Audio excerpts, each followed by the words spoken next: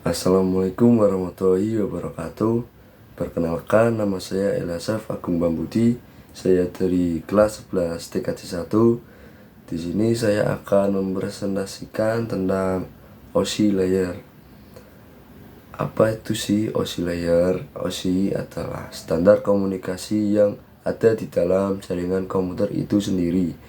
Oleh karena itu, semua alat komunikasi saling berkomunikasi melalui jaringan.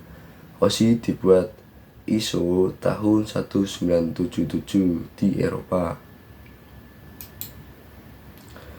Kemudian OSI layer mempunyai beberapa lapisan, yaitu 7 lapisan.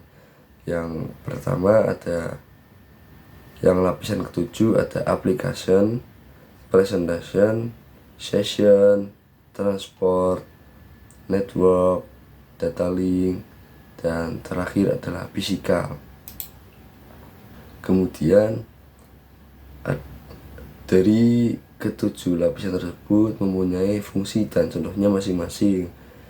Yang pertama ada application layer. Fungsinya yaitu berfungsi sebagai antarmuka dengan aplikasi dengan fungsionalitas jaringan, mengatur bagaimana aplikasi dapat mengakses jaringan dan kemudian membuat pesan-pesan kesalahan. Contohnya saat kita membuka Google Chrome, Mozilla Firefox, Internet Explorer, Office, kemudian Outlook, Express, Skype, dan aplikasi-aplikasi lainnya. Kemudian yang ke-6 ada presentation layer. Fungsinya yaitu berfungsi untuk mentranslasikan data yang hendak ditransmisikan oleh aplikasi ke dalam format yang dapat ditransmisikan melalui jaringan.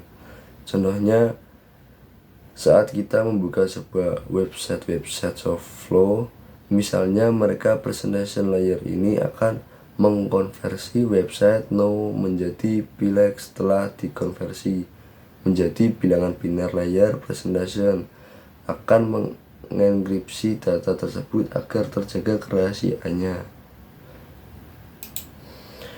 Selanjutnya ada session layer. Fungsinya yaitu untuk mendefinisikan bagaimana koneksi dapat dibuat, dipelihara, atau dihancurkan. Contohnya saat kita masuk ke website internet banking, saat tidak melakukan aktivitas apa-apa, maka akun kita akan dikeluarkan ke dalam. Kemudian ada transport layer. Fungsinya berfungsi untuk memecahkan data ke dalam paket-paket tersebut sehingga dapat disusun kembali pada sisi tujuan yang telah diterima. Contohnya saat kita mengirimkan email dan ternyata jaringan kita putus, maka kita disuruh mengirim ulang email tersebut. Kemudian ada network layer. Fungsinya berfungsi untuk mendefinisikan alamat-alamat IP, membuat header untuk paket-paket, dan kemudian melakukan routing melalui internet working dengan menggunakan router dan switch layer 3. Kemudian ada data link layer. Fungsinya data link ini alatnya yaitu switch.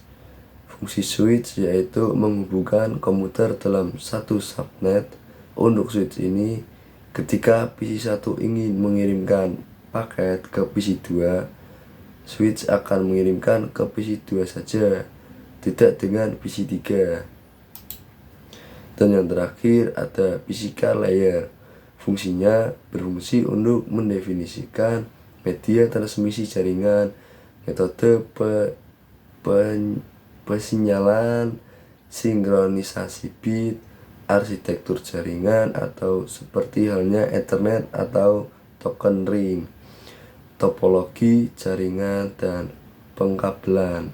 Contohnya saat kita mengirimkan data menggunakan media kabel air optik maupun kabel RJ45. Nah, OSI ini sangat bermanfaat sekali karena sebelum ditemukannya OSI, komputer IBM dan komputer Apple tidak akan bisa berkembang. Sekian presentasi atau penjelasan tentang OSI dari saya. Jika ada salah kata, saya mohon maaf. Wassalamualaikum warahmatullahi wabarakatuh.